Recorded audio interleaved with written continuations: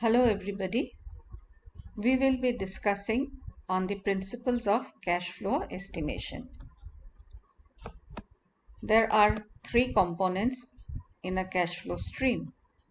The first is initial investment, which occurs in the beginning of the life of the project, and here we take into account the capital expenditure as well as the net working capital. The second component is the operating cash inflow. Here we will calculate what is known as the cash flow after tax. The third component is the terminal cash inflow, and as the term says, it happens when the project comes to an end, and therefore in the last year of the project we have what is known as salvage value and the recovery of the net working capital. You can see that the initial investment is an outflow and operating cash is an inflow and terminal cash also is an inflow. When we are preparing the project, we need to have a time frame in mind. So how do you select the time frame? You have these four options given out here, and you can take a combination of all this to decide on the time frame. The first is the physical life of the plant. Every machinery will come with a time frame defined by the manufacturer. The manufacturer will give a life for the machine. So that is one option, the physical life. Next we have what is known as the technological life. Machines are subject to technological changes, and so there are some machines which become technologically obsolete very quickly, or maybe can run for years together without the technology changing. So we need to take into account the technological life of the plant. The third is the product market life. You are using this machine to produce a product. You must also know how long will this product survive in the market. So therefore the product market life is one option. And finally, the investment planning horizon. So as an investor, how far into the future you are looking, how long are you willing to be invested in this project, so that will give you a time frame, and with this different combinations, you will decide on the time frame. There are certain principles of cash flow estimation. Number 1, separation principle. Number 2, incremental principle. Number 3, post-tax principle. Number 4, consistency principle. We will go through them one by one. Let's take the separation principle. Please understand that a project has two aspects. One is the financing side and the other is the investment side. Suppose I want to do a business. I will have to raise funds. The fundraising part is the financing side. And once these funds are raised, I will spend it on buying the necessary machinery and the raw materials so that I can run my business. This becomes the investment side. Assume that I have borrowed from a bank. So the bank gives me 1000 rupees, that is the financing side. Therefore, in year 0, I have an inflow of 1000, but the next year I have to return 1150. So which means that my cost of capital is 15%. I will take this 1000 which I have borrowed from the bank, and I will buy machinery and raw material, produce some products, sell it in the market, and end of year 1 I will have 1200 with me. So which means that I have earned a return of 20%. So this is the separation principle, where we are dividing it into two parts. One is the financing side and one is the investment side. And common sense tells us that the rate of return has to be always greater than the cost of capital. We next move to the incremental principle. When a company is taking up an additional project, it must keep certain things in mind. It must understand whether this new project is going to enhance or detract profitability of existing products. Let me give you an example. There was this car manufacturer who had two models. One was an 800cc car without the AC, and the other model was a 1000cc car with the AC. A few years later, they decided to introduce an 800cc car with an AC because they were trying to fill up this gap in between these two models. But I am not sure whether they took into account the incremental effect. What happened was that this new introduction took up the market shares of both the models, and as a consequence, both these segments were affected. And of course, later on, this new model which was introduced had to be withdrawn from the market. So we need to consider all incremental effects and pay attention to whether it will enhance or detract profitability of existing products. Next, number 2, ignore sunk cost. Sunk costs are those expenditures that have taken place in the past and now carry no meaning.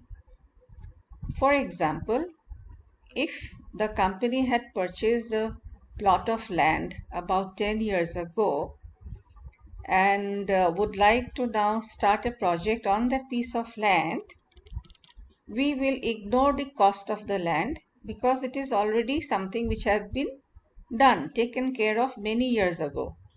So this land is a sunk cost. Number 3, include opportunity cost.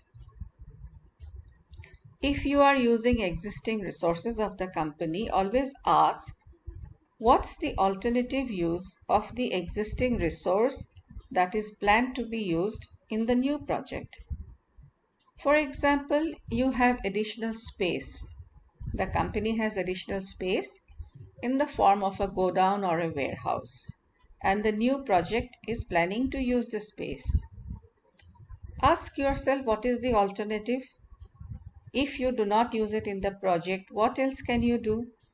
Maybe you can give it out on rent and you could earn money from there. So that is the opportunity cost. Number 4, overhead allocation. If the new project is going to be a part of the not a part exactly, it's going to use a space of your existing factory. All right, so you have this factory layout, and from there it's going to use one small space out there. Then question about the overhead allocation. All right, you don't have to take the entire rent for that factory as your overhead. Similarly, administrative expenses, managerial salaries, which are going to be common for the entire company as well as this project, that has to be allocated very judiciously. Number 5, estimate working capital properly. So here we need to calculate what is known as the net working capital. So that was the incremental principle. Now we will have the post-tax principle. Here we are saying that all post-tax cash flow has to be considered. And also another thing that we need to keep in mind is that non-cash charges like depreciation is to be added back to the profit after tax. Why are we doing this? You can see that we are talking always in terms of cash inflow and outflow.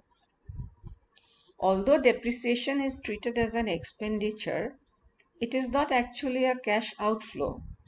So therefore, we will add back depreciation and calculate the cash flow after tax.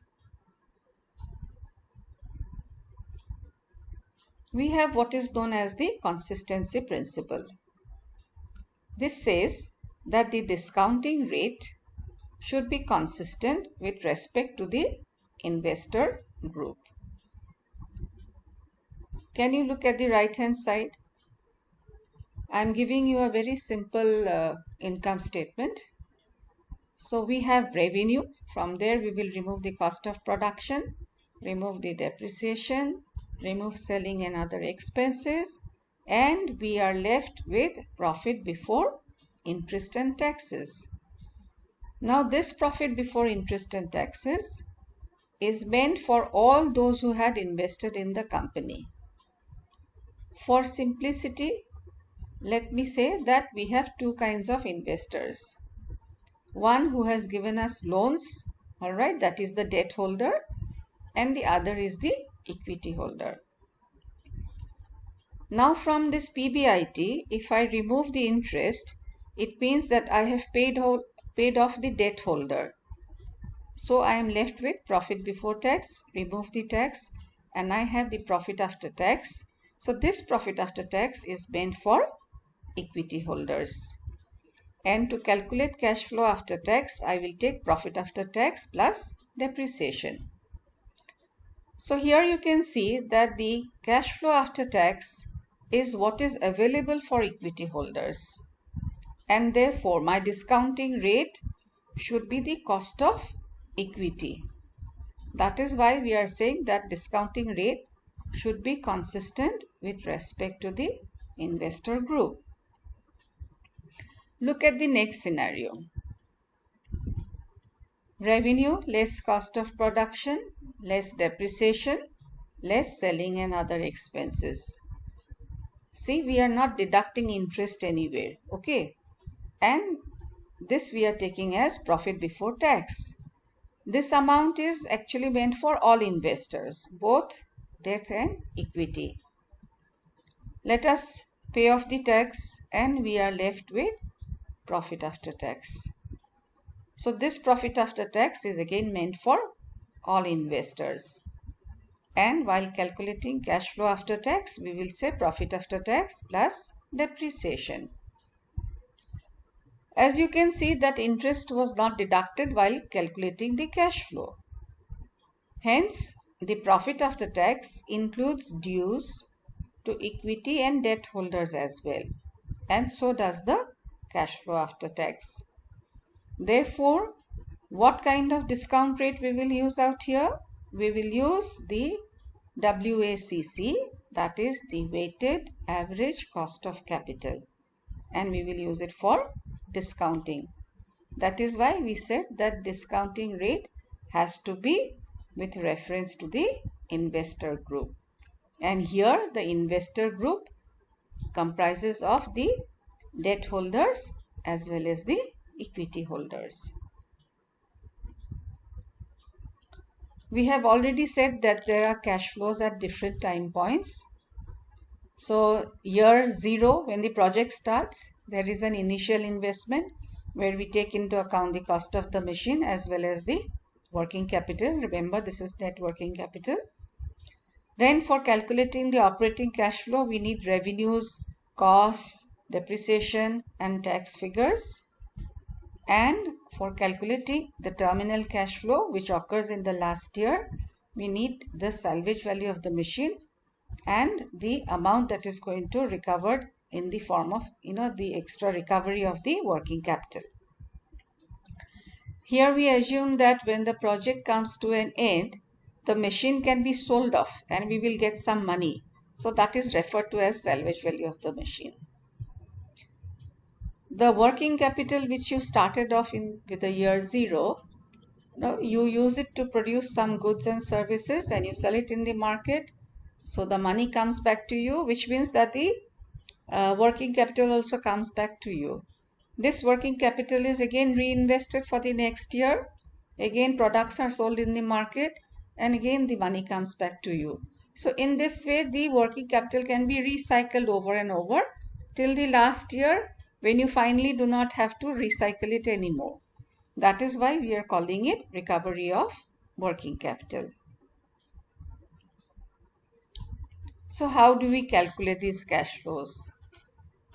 For initial investment, as mentioned earlier, take into account the cost of plant and machinery and add the net working capital. So that will give you the initial investment.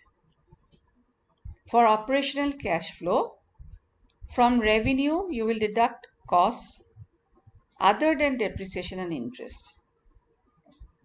Then you will separately deduct depreciation. This will give you the profit before tax. Pay off the tax, you have profit after tax. And add the terminal value. Remember, terminal value is only for last year. Alright. And you have to add back the depreciation again. So please remember, a cash flow after tax is normally profit after tax plus depreciation. And this is for all years except the last year. In the last year, please remember to add back the salvage value and the recovery of the net working capital.